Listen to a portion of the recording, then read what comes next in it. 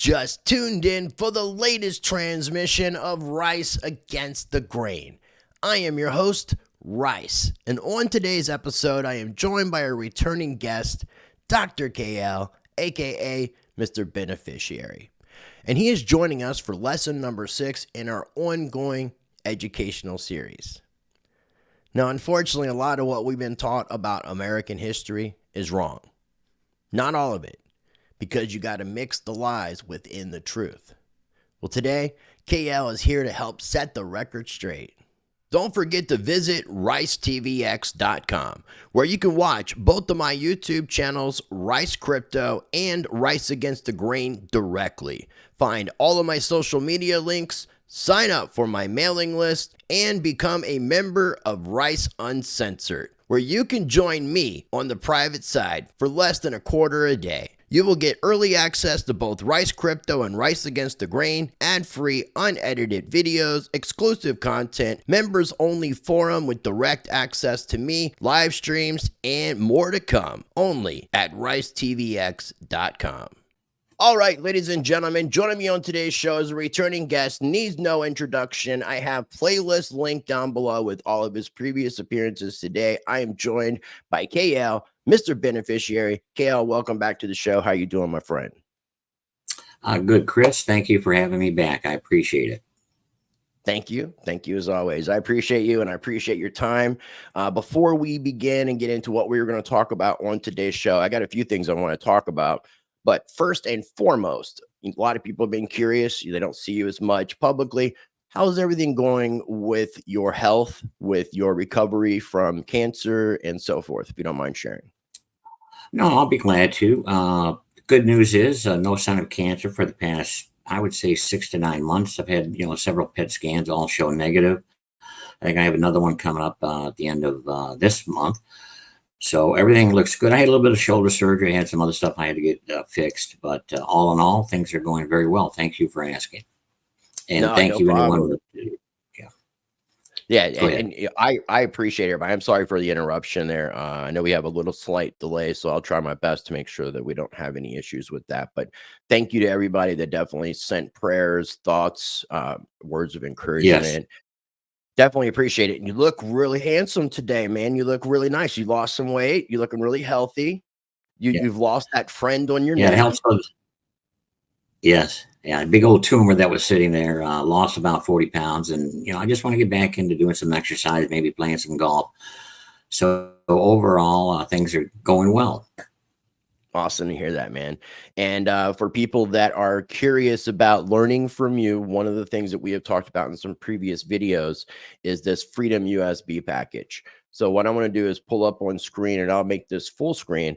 On my website, you can't find it from the website itself. You have to type in the URL, ricetvx.com/USB. It'll take you to this site right here explaining everything that comes in the Freedom USB package, how to get it. And then there's an explainer video that you'll find on the Rice Against the Grain YouTube channel as well. I will have playlist linked for the YouTube playlist on Rice Against the Grain, which has all the newer videos that I've done with KL, starting with lesson number 1 redo that we did a little over a year ago. And then if you check out the Odyssey playlist, which again, this is linked down below, this includes all the previous lessons that I had done with KL that we redid as well. So there's a lot of great information. All of these videos will be included on the Freedom USB drive. Again, you can go to ricetvx.com/USB, and that will get you all the information that you need in regards to that. You'll get hooked up with the private Telegram group where you'll be able to talk to other students, whether current, former. So it's been a great resource for all the people that have joined. So if you're interested in learning from KL, this information is below in the video description, but head over to the information that you see on screen. And with that being said, go ahead. What were you going to say? Well, I appreciate you putting all that together for everybody, because there's a whole lot of information. The podcasts are good, the show notes, all the paperwork, because this entails just about everything. It entails banking, accounting, the Constitution, the almost like becoming a lawyer and then an accountant. There's so many twists and turns and things that you have to learn in order to do this. And my objective is for you to learn the how and the why this happened, so you can learn how to correct and find the solutions to these problems that everybody's having. And problems we definitely are having, man. And I think we're going to talk a little bit about how we, got into a situation where we've had a lot of the problems, especially the situation of us trying to undo what happened at our birth with the combination of the birth certificate, the social security number, and everything that's happened with legislation. I've been kind of like doing a lot of thinking in my head about like a little bit more of the specifics of how we have gotten here. And I know that we had the Revolutionary War soon after we became a nation. I want to say somewhere around 1790, 1791, we had our first central bank. That charter ended 20 years after it was started, which was 1811. And conveniently, we had the War of 1812 right after that, where the Washington, D.C. and the White House pretty much got burnt down. Then we've seen a second attempt at the central banking. Andrew Jackson ended that.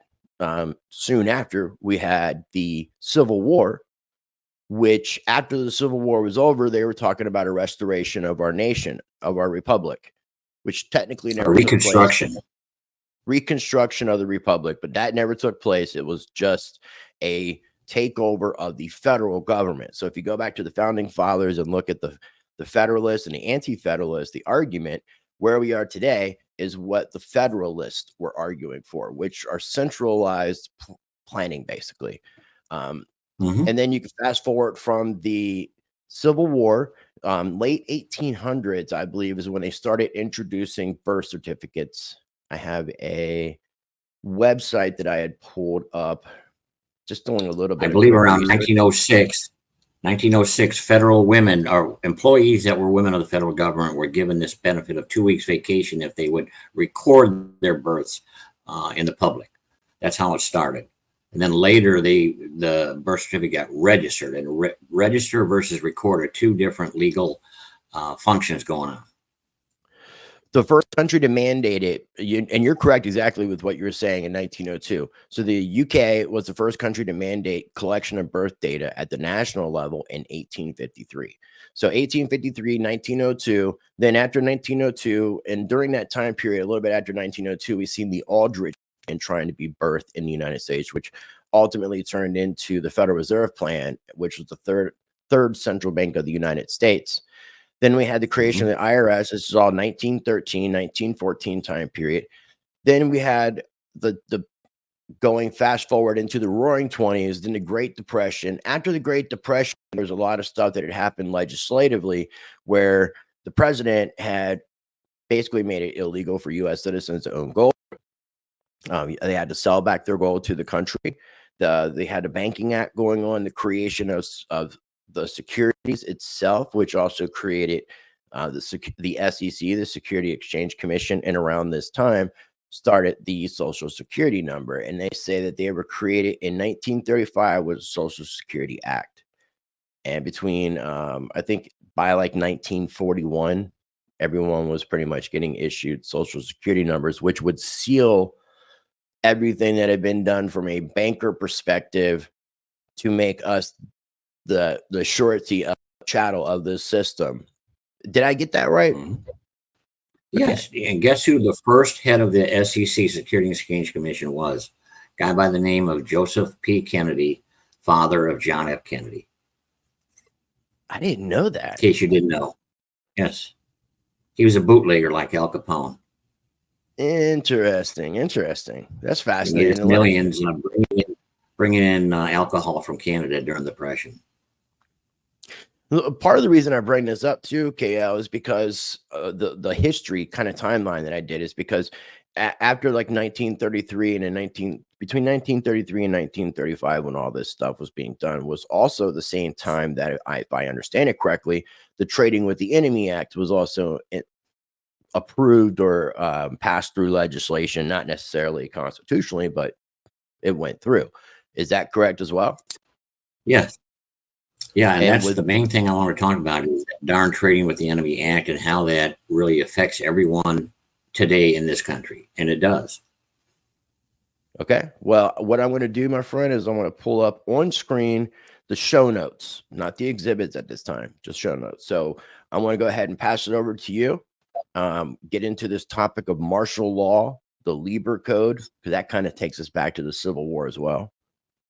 Yes, the Lieber Code So, was initiated back then, but we're going to go over it and how it applies even to this day. And that's just like all my things. We need to go back in history, do a little researching and reading about our history, because that's where the answers are. So my talk today is really about how to explain, why everything's not working the way at least we were taught in school. We were taught we have this Constitution, we have these rights, but every time we turn around, nothing's kind of working the way that we were taught. How come the federal government doesn't obey the Constitution? Well, they seem to do that almost on a daily basis today. Why do the courts not follow the Constitution? They're sure not following the courts when they're putting Trump and fining him $500 million when there's no injured party. So again, you see this absolute non-adherence to the Constitution. How can the politicians keep getting away with being so corrupt? Why are the J6ers being denied their basic constitutionally secured rights? How come they can keep somebody in jail for 3 years and never even bring them to trial just on a misdemeanor charge? Again, none of this makes sense in terms of what I guess most people were taught in grade school. They can kick you off a flight for any reason now. I just saw a recent one where it was this young black guy who had a T-shirt on that said "fuck Joe Biden," and they made him get off the plane. Now you would sit there and go, how in the world is that possible? Well, in the airport is a different jurisdiction than what you think it is, and they can pretty much, just if they don't like the way you look, they can take you off the plane. And you have to understand that even if you're a private man, let alone a U.S. citizen, when you're in their sandbox, you're in their jurisdiction, they can do that. Okay? Even though you might not think they can, but they can. And the more you fight it, the more you'll probably be taken to jail. So that's federal, right? It's federal, right? Because it's federal territory. Right. You go back to the Buck Act of 1940, they can make these designations where a school is federal territory now, or within 500 feet of a school. That's why they always try to get drug dealers to do a drug deal within 500 feet of the school, because then they come under federal law instead of under state law. So they've made all airports now federal territory. That's why you can't bring in a gun. Well, that's against the Constitution, wouldn't you say? Any federal you're supposed to have constitutional rights, but it's under a military jurisdiction.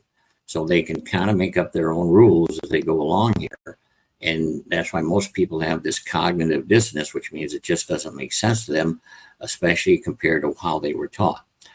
I always get the question, do you have a right to travel? No, you don't. I know they bring up the U.S. Supreme Court case 1907, but in 1907, we were in the Republic. We're not in the Republic anymore. So you're in a different jurisdiction. So when you quote that to the officer by the side of the road, he, is going to say, so what? You have to have a license. You have to have registration. And if you don't, you're going to go to jail and I'm going to confiscate the car, which always happens. Now, you might get lucky once in a while, be let go, but I'm telling you, they have the authority to do this. And you have to understand why they have the authority. Okay. People like David Strait drive a truck without license or registration. Of course, he got arrested. The truck was taken from him and seized. Then you got to pay $400, whatever to get it out. You got to go to court.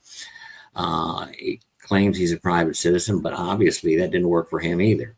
So I'm going to try to explain why all of these things are happening today, and maybe then figure out what we can do about it. Okay. Now, have you ever been on a military base, Chris? No, I have not. But actually, I have visited Quantico, Virginia, when I was younger. Had to go through like a military police gate. Mm-hmm. Yep, and you got to have a pass, and you would understand that there are a different set of rules that go on inside of that post rather than outside the post, right? Well, they also use their own military script, their own monopoly money there too. Yes, everything about it. Now, if you crossed over the Rio Grande, you would definitely understand you're in a different jurisdiction and your constitutional secured rights don't apply in Mexico. You would agree to that also, wouldn't you? Yes. Okay, so you have to understand that what they've done now is they're changing the jurisdiction in front of your eyes, they're not telling you and you don't know, but they're deceiving you into volunteering into certain contracts that put you in that different jurisdiction without your knowledge. And that's again why people are always scratching their head going, I don't understand why I don't have a right to travel, why I got to have plates. Well, this is the reason why. Now, again, let's go back in time, 1973, congressional report written by a guy by the name of Frank Church. Quote, the United States has been in a state of declared national emergency since March 9th, 1933. The majority of people have lived all their lives under the emergency rule. When a citizen is governed by military power, he is not governed by the soldier's code of military law, like a soldier would, but he is said to be governed by martial law. And that's what my talk is about today.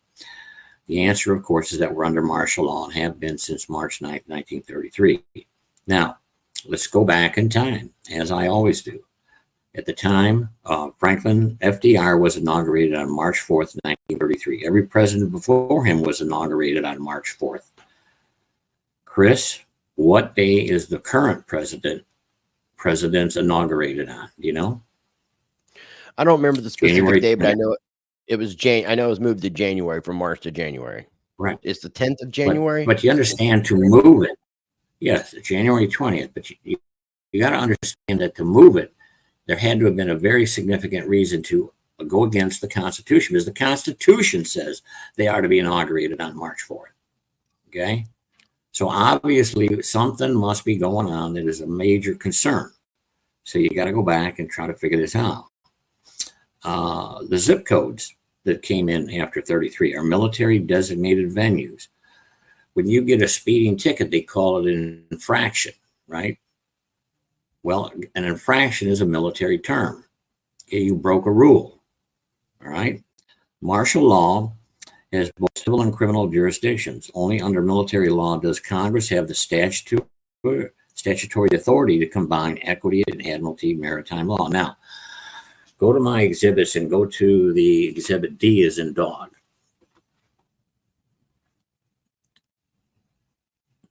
Keep going, one more, keep going, keep going. Let's see, keep going.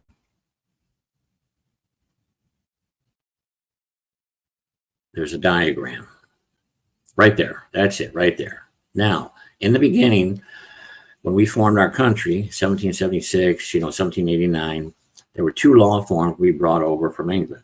Equity, it's called English equity, and common law. Now, common law, it was a combination of Roman civil law, admiralty, military, maritime.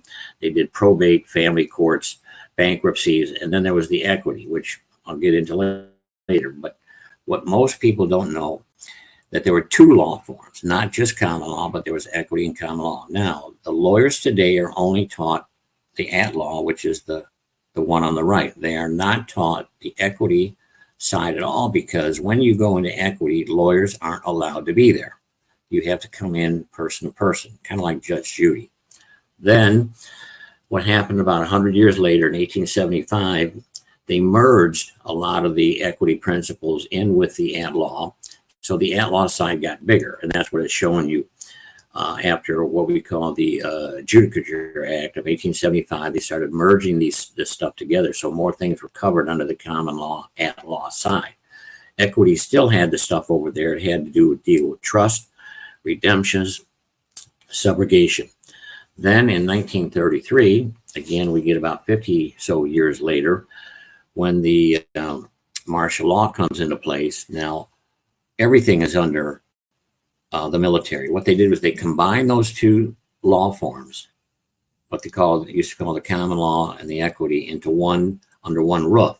Now, the trick is that they're still separate, but being merged under one, the equity is kind of like hidden. It's not out in the open per se. Actually, there's 5 states, Tennessee, New Jersey, Illinois, and I can't remember the other 2, that actually have it out in the open where you can ask for the equity court when you go to sue somebody or you want to plead a case. But most of it's all hidden under one roof, and this is why, most people don't know it. And again, lawyers and that equity side, they're only taught the at law side, which carries a well, let me put it to you this way. On the left, equity, Article 3 jurisdiction holds those courts. Article 3 is the judiciary under the Constitution. Under the military, you've got Article 1 courts being run by Article 2 jurisdiction. So you can't have your Article 3 where your constitutionally secured rights are enforced. You can't bring them into their law courts. And this is why judges will say, don't bring up the Constitution and I don't want to hear it in my courtroom. It's because he can't. He's not allowed to hear those types of cases in his courtrooms. Only an Article 3 judge in an equity court is allowed to hear matters pertaining to constitutionally secured rights. Okay, this is why the J6ers are on the right. They're on the at-law side, and that's why they can't have their constitutionally secured right. This is why they're in jail for 3 years plus without a hearing. This is the reason. They're entering into a law form, or they're in the wrong court system, and they can't get their rights because they don't know, because it's been hidden about the other side of the courts, the other type of law form that's available. Okay. Okay. Now, let's go back in time to Saturday, March 4th, the original, correct date for inauguration for FDR. Now, I've got a minute and a half of his speech I'm going to play for you guys. I think you'll be able to hear it. I am prepared, under my constitutional duty, to recommend the measures that a stricken nation in the midst of a stricken world may require. These measures, or such other measures as the Congress may build out of its experience and wisdom, I shall seek within my constitutional authority to bring to speedy adoption. But in the event that the Congress shall fail to take one of these two courses, in the event that the national emergency is still critical, I shall not evade the clear course of duty that will then confront me.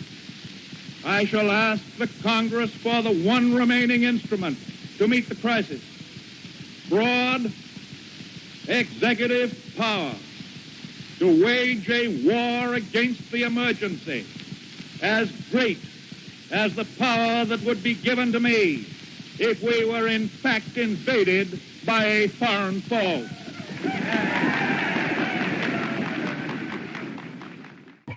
All right, so that's very, very, very, very important. He has Congress for broad executive powers. I shall seek within my constitutional authority, in the event the national emergency is still critical, I shall ask the Congress for the one remaining instrument to meet the emergency. Broad executive power, to wage a war against the emergency as if we were at war. So he's asking for special powers. Now, he does that on Saturday in his speech. So Sunday's day off, Monday, immediately he declares a national emergency, national banking emergency. Now go to Exhibit B. The second one is the Proclamation 2039. It's at the beginning. Yeah, that first one's 2040. Go to 2039. All right. So he basically says, there were unwarranted withdrawals. Well, let's go back to 1913 Federal Reserve Act. They allow to print their money. And it's in the act, you can look it up. They charge 6% per annum. Now, today's world, 6% times 34 trillion, you're looking at $2 trillion that banking system, that banking family, whoever owns that, gets $2 trillion tax-free every year. Now, the problem is according to the act, that they wanted to be paid in gold certificates. They did not want to take Federal Reserve notes as payment. So the gold certificate is, kind of like a holding on the gold. And so this is what caused, I believe, the emergency. Only 20 years later, we're out of gold, basically. We owe it all to the bankers. So in the Proclamation 2030, he says, unwarranted withdrawals of gold and currency from our banking institution for the purpose of, he blames it on the citizens that are all hoarding it, which is to me a crock, but this is what he says. So he declares the emergency, closes the banks for 4 days. Okay? Then also in there, he brings forth the Emergency Banking Relief Act that wants to amend. Now that in itself has an act, and in there also it wants to amend the 1917 Trading with the Enemy Act. Now, You got to understand, in the First World War, 1914 to 1918, trading with the enemy was brought forth into, putting people in jail or seizing property of companies or people were doing business with the enemy. I mean, it makes total sense, right? Yeah. But the highly coincident fact is that the guy who brought forward the original Trading with the Enemy Act was the Assistant Secretary to the Navy at the time in 1917. Some guy no one ever heard of by the name of Franklin Delano Roosevelt. Supposedly he wrote the law, he brings it forward, and the Congress passes it, blah, blah, blah. So it sits, gets amended a little bit here and then, but as of now when he becomes president, he has to amend that original Trading with the Enemy Act, and it really does play a big role. And again, I'll show you that in just a bit here. So, I do hereby proclaim, order, direct, declare from that Monday to Thursday, that banking holiday, all banking transactions shall be suspended. Then also later down there, you'll get to read that authorize direct the creation in such banking institutions of special trust accounts for the receipts of the new deposits. So what they do is they start making these trust accounts, because they basically, when they took away the real money, the gold-backed currency in 33, this is the huge, then they print basically Federal Reserve notes are now basically just monopoly money. They become IOUs. No longer do they honor gold-backed contracts. Okay, so when they take away the real money, what they do is they start placing. What? Can you see this on screen? I can. Yeah. Silver certificate. Silver certificate. That's the real money, lawful money. That's money. Yeah, that's lawful money. That's not currency, because that would be constitutionally backed and it's interchangeable for the silver within banks at the time before this was illegal. Sorry. Yes, they were basically taking away the legal title to property, all registered property. They took away the legal title, held it in trust for us. They gave us equitable title, so they gave us use and possession. Like, we have use and possession of the current money, but it's not ours. And we don't control it, and that's why the purchasing power is controlled by the Fed, and that's why we see inflation, because we can't control it. They do. All right? The reason we have to have car registrations because we don't have legal title to the car. They do. The government does. All we have is possession of the car. It's not our car.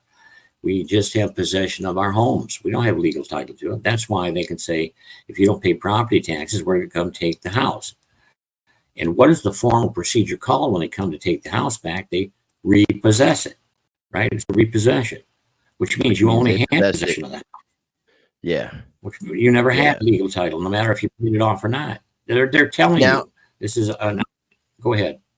I'm not sure if you've seen this, but there's a documentary I'll send you a link to. It's called The Great Taking. And I think the author's name is David Webb, and he was involved in a lot of finance stuff. And one of the things that he talks about is basically all these stocks that people own.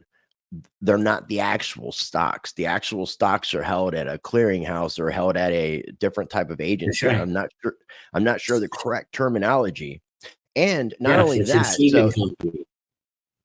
in seeding companies. So all the stocks that are out there aren't it's like a derivative of the real stock. And they're talking about tokenizing everything. BlackRock's mentioned this.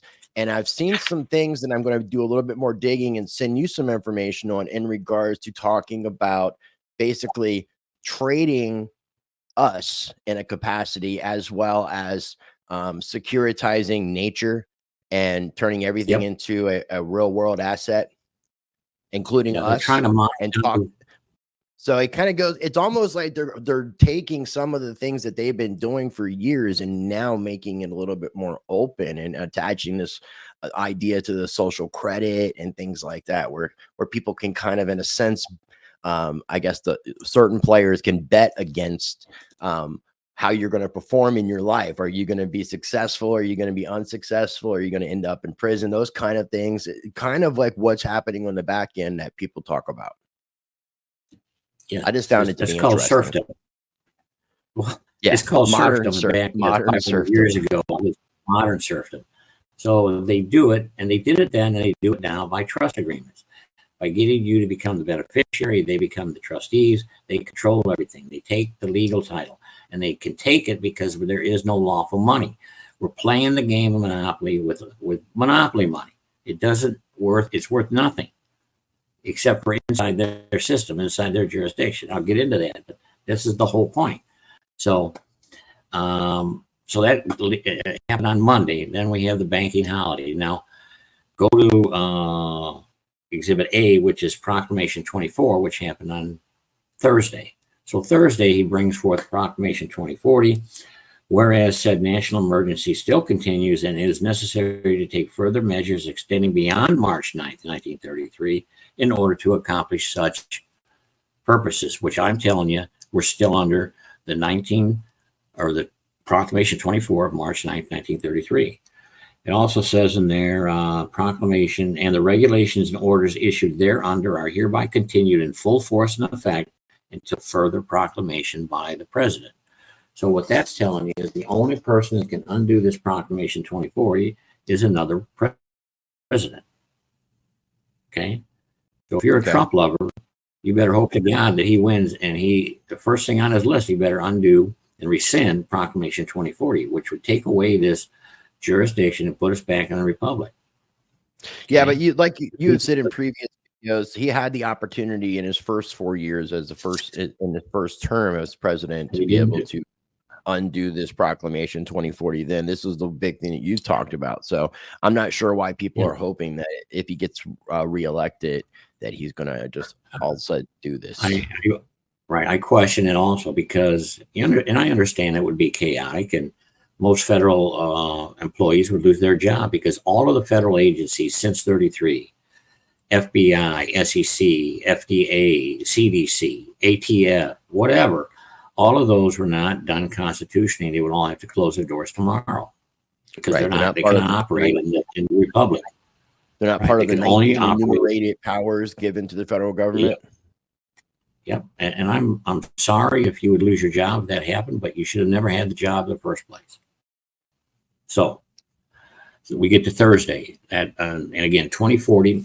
What happens is, and again, just like today, legislation, the proclamations and stuff is brought forward, but no one had a copy. The only copy the Speaker of the House had.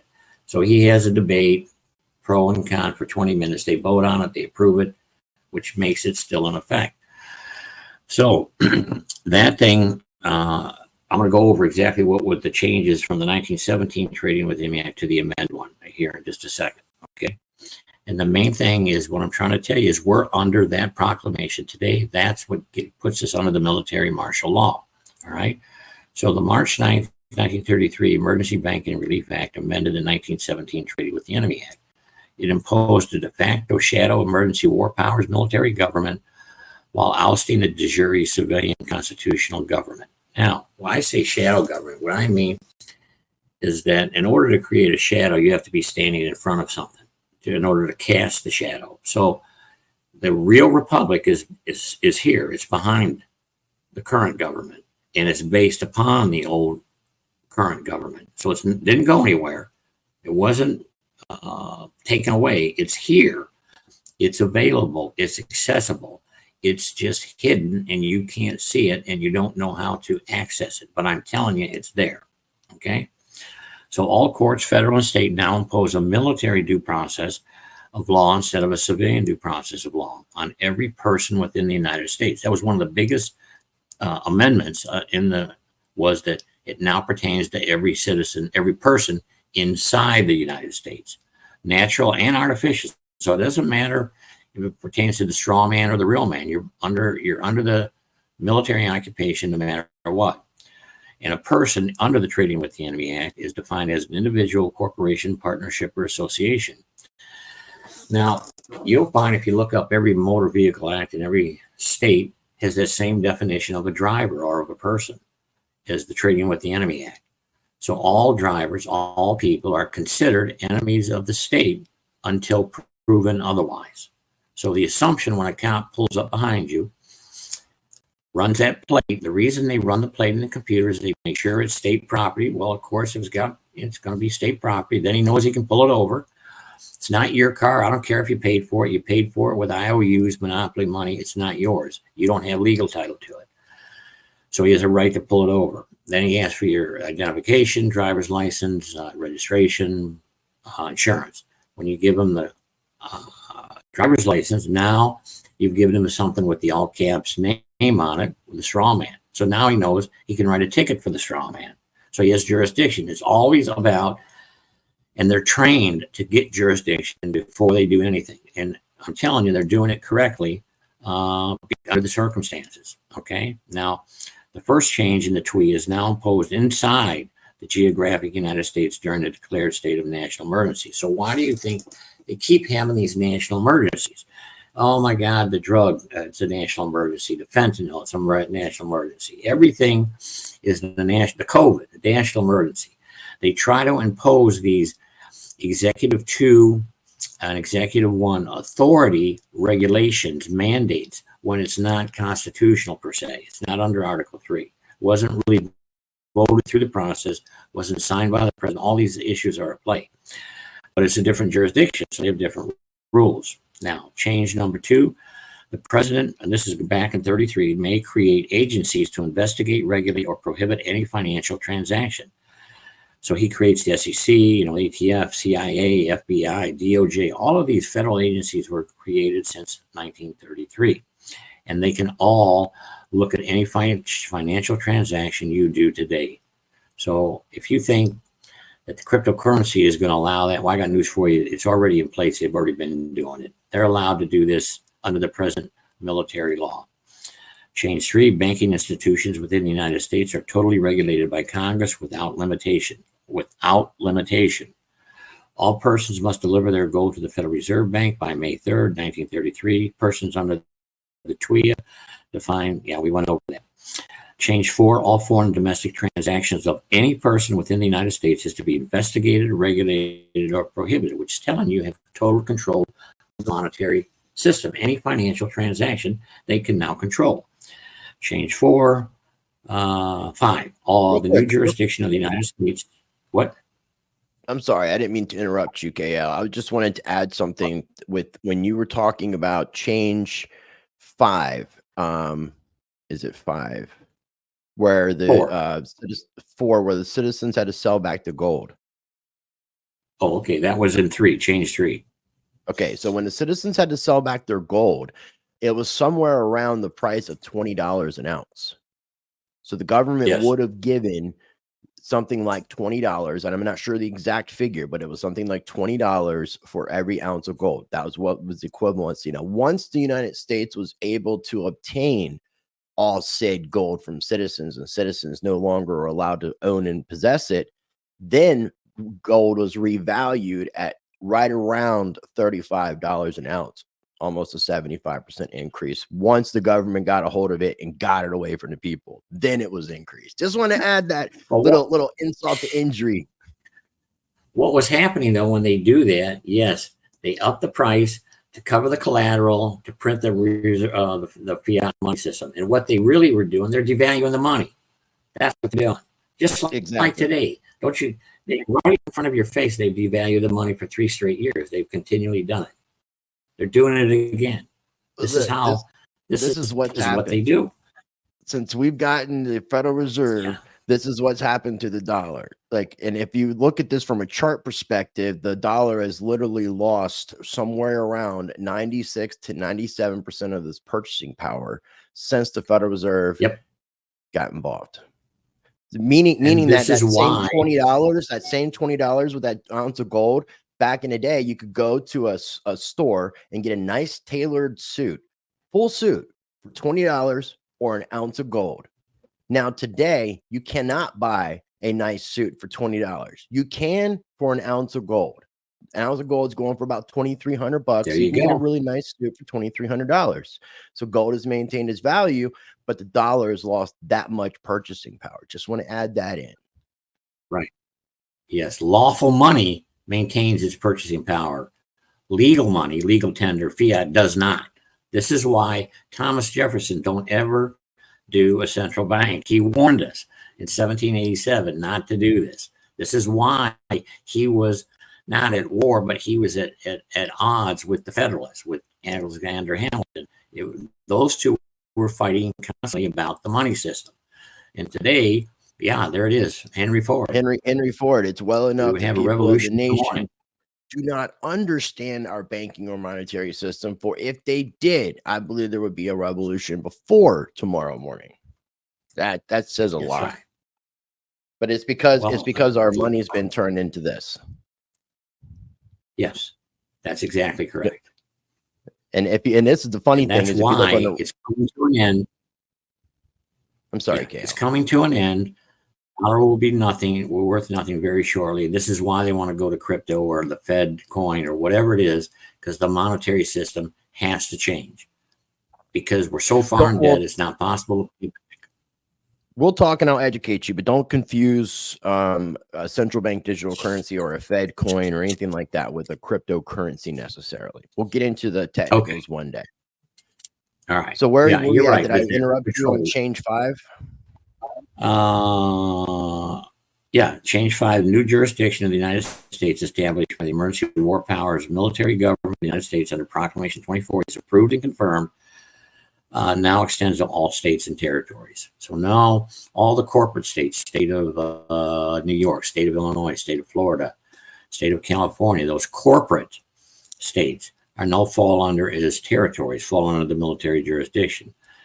California state, Illinois state, the union states don't, and they're not subject to that jurisdiction. And this is why I teach status changes to make sure that you get under the right jurisdiction. And that goes back into previous shows and that kind of stuff. So, change 6, new penalties imposed, extending to the United States, affecting any person within the United States, natural or artificial, subject to the jurisdiction thereof, namely to the newly imposed emergency war power military jurisdiction. Any person within the United States engaging in both domestic or foreign transactions is now an enemy of the United States under military occupation. There it is. Okay. Military government is that which is established by a commander over occupied enemy territory. The people are generally left unmolested. You kind of don't even know what's going on. And business relations. Under the Constitution, Article 1, Section 8, and the law of necessity, look that one up, one of the absolute international rights of the states is self-preservation. That's why they, again, keep calling these national emergencies. Under the American Constitution, Admiralty Maritime is a civil jurisdiction and can be regulated under a military venue. Only Admiralty courts are merely civil, not criminal. Any portions of the Bill of Rights does not apply in Admiralty courts. This is why they can hold courts on the statutory side and not give you or allow you your constitutionally secured rights. You don't have them there. You only have them in the Article 3 courts. Secondly, occupants are treated as rebels, belligerents, and enemies of states. The commander has a right to seize property. All property, actually, is called usufruct. Every state of is a de facto conquered territory. Under the Constitution, there are 3 kinds of military jurisdiction: one exercised in peace, one in foreign war, or in time of rebellion, one in time of invasion. Again, getting to the FDR speech, as if we were at war. Okay, give me broad executive power. All right. A victorious army seizes all public money. So it took away the gold-backed currency, brought in their own fiat money. Okay. You might as well call it military script we're using. Okay. It seizes title to all public property, lands, cars, houses. You remember your birth certificate, your birth, your name is publicly registered property. Thus, it can control it, put it in a trust. That's what the strawman trust is when your mom filled out that birth certificate, the name was registered. Okay, not the child. They don't have a claim on the child. They have a claim on the name. The name is the property. Okay, until the occupation is over. It sequesters for its own benefit and all revenues of real property belonging to the hostile nation. The legal title to such property is held in trust during military occupation until the occupation is over. Only a POTUS can rescind it. We went over that. Commander-in-Chief rules the country with supreme power. Article 2. Article 2 is executive/commander-in-chief. This is why the gold fringe on the flag with an eagle on top, and the flag is in every courtroom. Remember, I went to that example before. One object of a military government is to put its great seal on the back of things like the $1 bill. Now, I don't remember if we went over this, but headline in the American Jural Society, May 7th, 1996, the judge admits to the War Powers Court, Judge Carol Wardell, in a traffic case. The defendant refused to enter the bar unless she removed the gold fringe flag. Judge Wardell stated she will not protect his rights under the War Powers Act of March 9, 1933, so she wouldn't change the flag. So here we go with a judge admitting in a law society journal that there is this War Powers Act that she runs her court by. Okay. Now, again, we talked about it, and you mentioned back in 1861 when Congress kind of walked out. There was no one there to do the federal government duties. So government appoints the military. And in that, they had the set of rules called. Real quick, it's real important to mention the Sendai thing, because a lot of people aren't really necessarily taught these kind of things in like school when it deals with American history. But Sendai is a term for like the end, basically a Latin term, because what happened when the southern states walked out of Congress was ended. Sendai, like our technically the republic was done at that point. Because of what? Well, the country was there, but the managing company was defunct, was no longer there to manage it. The country didn't go defunct. The managing company is bankrupt. Okay. That's why. Okay.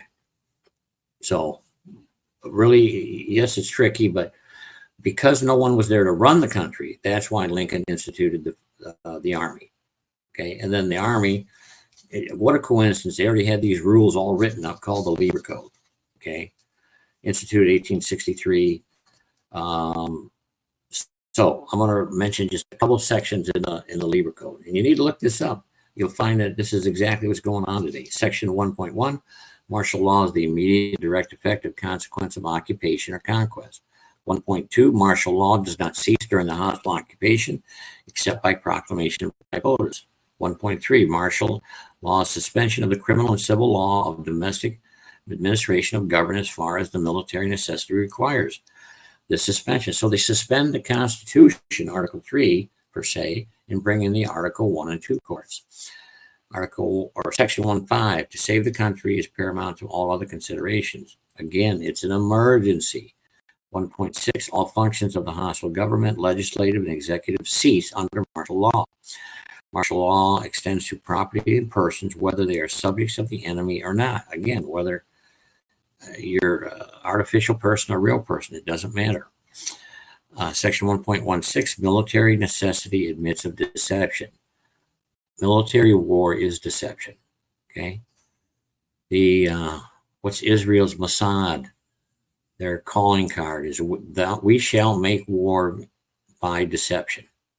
Okay. If you read Sun Tzu, The Art of War, this is what it's all about.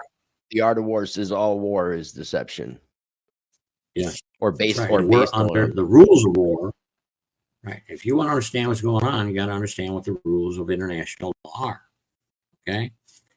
Section 1.21: the citizens of a native of a hostile country is thus an enemy, and such is subjected to its hardships. A victorious army appropriates all public money, which it did, seizes all public movable property, which it did, and sequesters for its own benefits. Right. It keeps fining you infractions and code statute violations and wants more money. All the revenues of real property belonging to the hostile government. The titles to such real property remained in abeyance, again held in trust, until the military occupation is over. So let's talk about some solutions to what's going on. Article 3: courts sitting both constitutional granted judicial power, civilian due process jurisdiction, and congressionally granted legislative power, emergency war powers, military jurisdiction, depending entirely upon the political status of the parties' proceedings. If the parties are U.S. citizens deemed an enemy of the state, the court taking judicial notice of the status, then the emergency war powers military jurisdiction conferred by Congress on the district courts of the United States by means of Section 17 of the TWIA is invoked. So it depends on your court papers, your pleadings. On the face sheet, the plaintiff always gets to ask for which jurisdiction he wants. So you have the ability, if you're the plaintiff, to ask for original jurisdiction or the exclusive equity. If you don't, the default level is the statutory military jurisdiction. And that's what most people don't know. And again, that's what all lawyers are taught. So lawyers are not taught how to get into equity. They're taught exactly how to go right into that military jurisdiction. And almost always, they always waive hearings, and they go right to the pleading, right? They just waived all your constitutional rights by doing that. But that's what the military government does. Okay. The congressional grant of legislative jurisdiction is an emergency war powers military jurisdiction conferred by statute. Section 17 of the TWIA is amended by the Emergency Banking Relief Act. That brought the legislative power jurisdiction to every district court of the United States for all matters regarding all U.S. citizens, being a person, association, partnership, or corporation. So until you tell them otherwise, until you change your status, until you bring in evidence that you're not a U.S. citizen, you're going to be treated in that military courtroom venue. I'm telling you that there are courts that will see the Article 3 being seen by an Article 3 judge where you can claim your constitutionally secured rights. Lawyers don't know about it because they're not taught any of this in law school whatsoever. Okay. And there's a reason why they're not taught. They don't want anybody knowing. So they even hide it from the attorneys. Okay.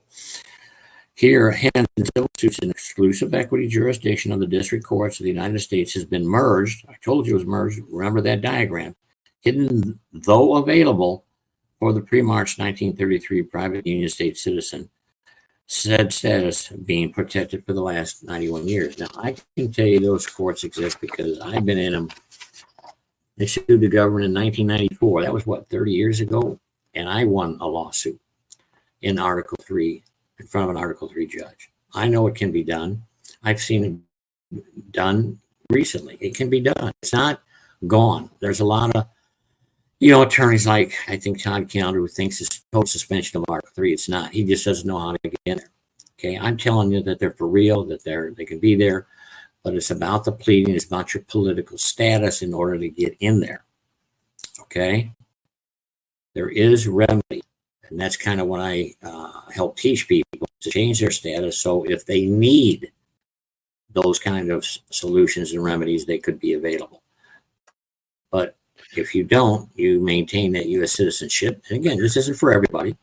Just be known that this is what you're in. You're in a jurisdiction where you have no rights. So you kind of got to accept the way things are done, unless you want to change things. Wouldn't you agree, Chris? Well, yeah, 100%. I would definitely agree. And this would be a good opportunity to, again, for people that want to learn from KL, want to learn from Mr. Beneficiary about the things that we're talking about on this video and the previous videos. One, check out the playlist. I have the YouTube playlist, which has all the newer videos. There's 7 videos. This will be included, making it 8. And then we also have the Odyssey playlist, which includes all the previous lessons that we redid that still have a wealth of information. So I definitely encourage people to check those out. And then if you want to take it even further and you actually want to learn from KL, what we've put together is this Freedom USB package. You can go to ricetvx.com/USB. I'll have that going below on the screen so you guys can see this. Explains how you can get your USB package. There's a video that's linked there. So there's some videos about it in the playlist for the Freedom USB package. It's everything that you need to do on your own to move forward with KL. So, and it's all explained here and in the video and on the USB package itself. So yeah, definitely take advantage of that. There's steps like doing the double authenticated of the birth certificate, getting a DVA. These are things that you got to do yourself. Right. And whatever you pay for the USB thing, I applied that as credit if you're going to work with me as a private student. So it all goes toward the same thing, helping you to get to the goals or accomplishments that you've set for your fourth and what you want to do. I'm just here to tell you that the solutions are there. It's complicated. It's kind of lengthy. There's paperwork you got to file with the government. You got to tell them that you no longer want to be a U.S. citizen, so they get it in their computer database. So when they do pull you over, they let you go, and they won't write you a ticket. See, you don't really want to have the discussion with the cop who knows nothing, who's been trained highly just to do exactly what he has to do. If you have to go to court, I can show you court proceedings, how to easily, normally take care of tickets. But the point is my belief is the easier approach is change your political status, notify the government, tell them what you're doing. Thus, when they do pull you over and they swipe the license, it comes up as do not detain, do not arrest, and you're let go. Unless, again, you've harmed a person or property. Like if you hit someone with your car, you're not going to get out of the ticket no matter what. But if it's just a regular old speeding ticket or whatever, yeah, again, that's under the Constitution. Read the Constitution. Injured party, you're held liable. Sorry, when you're actually harming or injuring somebody, yes, you're definitely going to be held liable. But these statutes and codes where there's no victim, should be a situation where if there's no victim, there technically should be no crime. But that's another conversation for another day.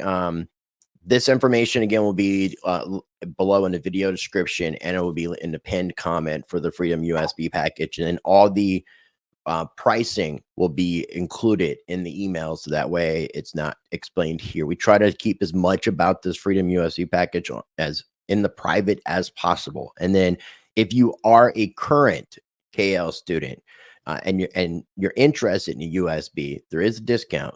But if you want to get added to the private Telegram group with current and former KL students, feel free to email me at the email that you see on screen, and I will confirm with KL, and then I will get you added to that group, which again, I think a lot of people have said has been an immense help, having the support of people in various stages of the process, helping one another. So definitely take advantage.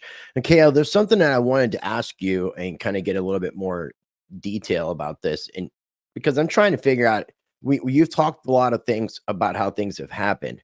But as far as I think this was in a way using flaws in the Constitution to create where we are now, because the country that our founding fathers established was a republic, correct?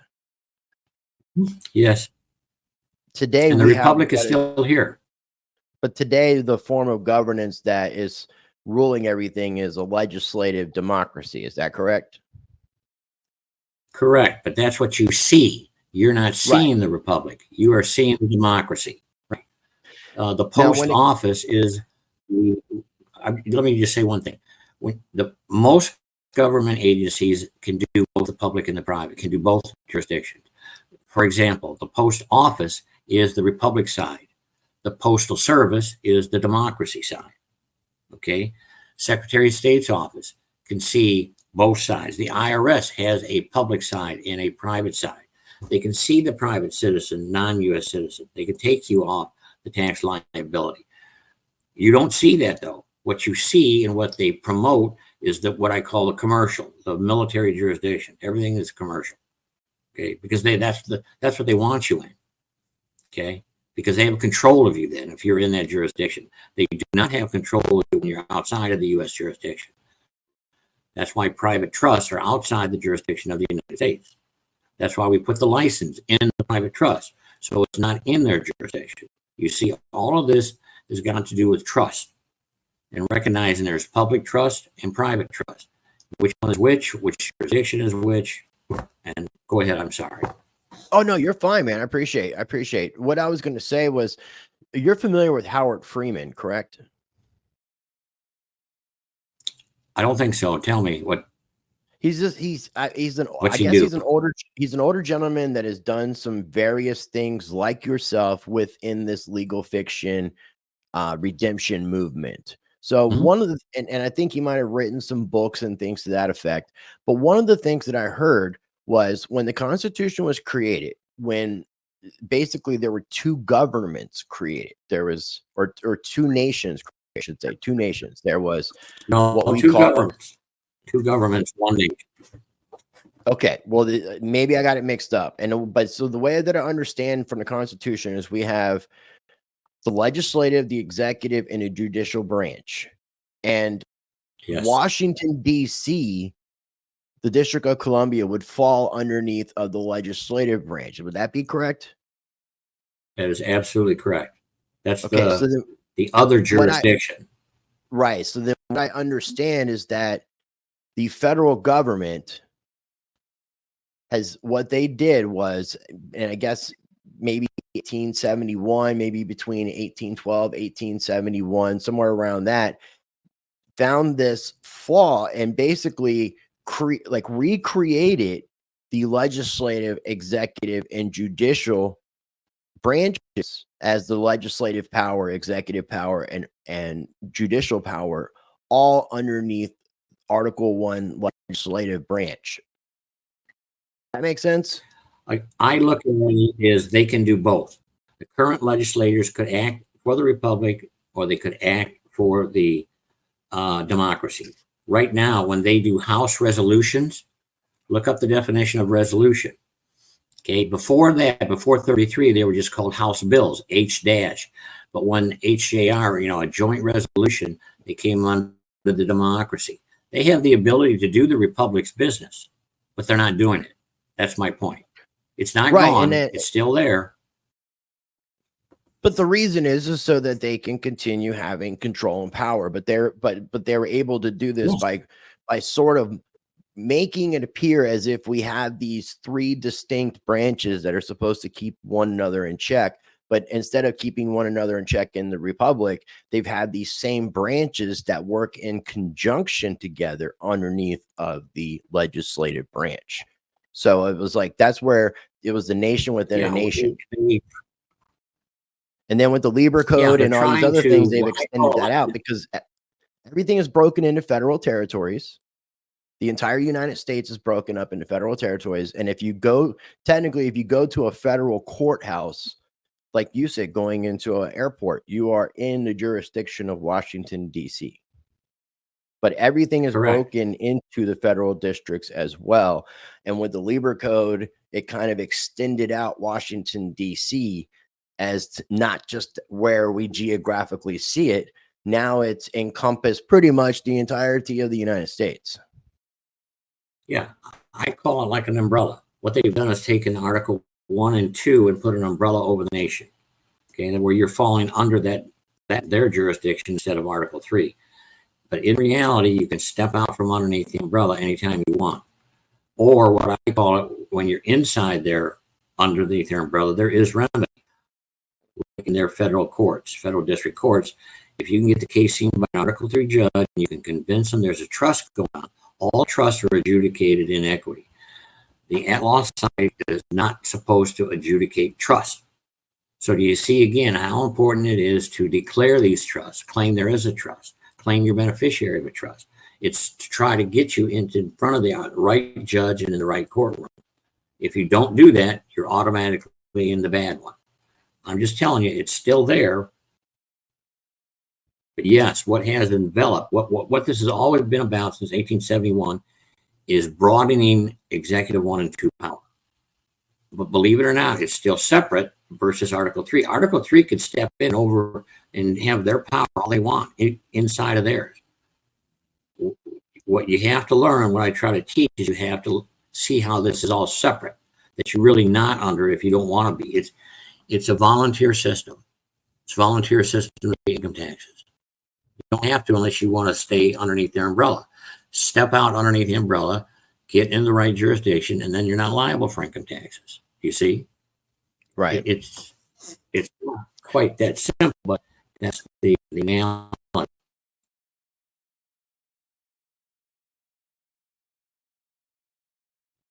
don't hear you. Your volume. Yeah, I realized I was muted when I thought I had unmuted myself. Bear with me 1 second here. Okay, the other thing that I kind of want to reiterate, and this is something that we were talking about in the video, going back up to your exhibits, Exhibit A with Proclamation 2040. You said Yes. this has never been undone by FDR and has never been undone by any president since, which would mean that this Proclamation 2040 is still in effect, correct? That is absolutely correct. And if you go back to 1976, Congress actually passed a law about national emergencies. They said they could only last 2 years, but with one exception. And guess what the one exception was? Section 5B of Treating with the Enemy Act. So that is still in place. If you go back and look at the legislation, even in 1976, people saw what was going on.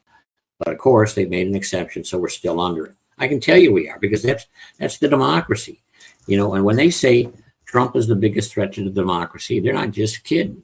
You're goddamn right he is, if he'll do the right thing. because we want to do away with the democracy. Our founding fathers said that democracy is the worst form of government on earth. You really don't want it because it separates you from your government, and it's a tyrannical government. You don't want a democracy. I know all they do is pitch this now in school from day one about how great it is. I'm telling you, and you can obviously see how authoritative it really is. It's really I can't remember. You don't want a democracy. We want to go back to the republic. I can't remember the exact quote or who said it, but it was something to the effect of a democracy is worse than a monarchy. That we would be better under the system of governance that we had prior to breaking away from England than creating a democracy. So yeah, but it's crazy how it all took place, and just people.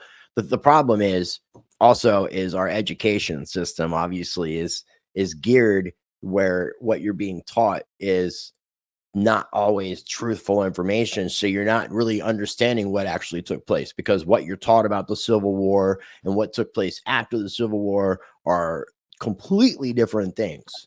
And it's when you can see through those lies that you can finally realize. Yes. Do you have I thoroughly enjoyed. Sorry, go ahead. I'm just going to say democracy is slavery. If you want to be a slave, especially financially, then fine. Keep getting those handouts from the government because they have total control over you as long as you keep doing that. Total control. If you want to govern yourself, if you want to govern yourself, there is a republic, but you have to be responsible and act accordingly. That's all I'm saying. Okay. If they didn't have total control, they wouldn't be able to do things that were blatantly unconstitutional for over 100 years and get away with it and say that it's cool. So it's like our money is not backed by gold. All these other enumerated powers that were created, these agencies of the government, these state agencies, your FBI, CIA, FTA, all these things, they're unconstitutional. They were not part of the 19 enumerated powers given to the federal government on behalf of the states, where the states were supposed to have the power. That is one good thing I will say about Trump recently that I've been hearing, is that states should have their rights. And I know they were talking about that in regards to the Roe versus Wade situation, without me getting too deep with that A word. I don't know what kind of stuff the YouTube overlords don't want me saying. But the current Supreme Court ruled appropriately. They said that somebody's body is not our jurisdiction. Wow, thank God they ruled appropriately. Yes, it goes back to the states. States have the power. They're the creators. They're the constitutors of this whole system. They could change this. They could kick out the present federal government because they're the ones that created it. But we have to get people in the state legislatures to do the right thing. But we do have the power. The people still have the power if they want. I love it, man. I love it. And I always appreciate your time. I always appreciate your wisdom. Real quick, before we do wrap things up, I'm going to show again, we do have playlists linked down below, and I'll put it in the pinned comment as well for the playlist on YouTube with all the current videos with KL, aka Mr. Beneficiary. I'll have the Odyssey playlist, which has all the previous ones, including the new ones. So if you want to check out a little bit more detailed information. And again, if you're interested in learning from KL, Mr. Beneficiary, I will have a link down below for ricetvx.com/USB. You can order the Freedom USB package. Yeah, and my email is Mr. Beneficiary. Yeah, when I get that information to everybody, we have the craziest delay here, man. Okay. I'm so sorry. We definitely have a crazy delay. I make sure that people do have access to your email, but there's no reason for people to email you in regards to the USB. But if people do have questions or anything to that effect, I do make sure that information is available to everybody, because once you complete everything that you need to complete on your own via the USB and everything that you learn in the private lessons, then you can reach out to KL and go to the next step. Because in the meantime, you'd be added to this Telegram group. So a lot of questions that you might have, instead of going to KL directly, you can ask people in the group, and everybody is helping each other out. There's over 100 people in there now that are all current or former KL students. So a community of people to help one another.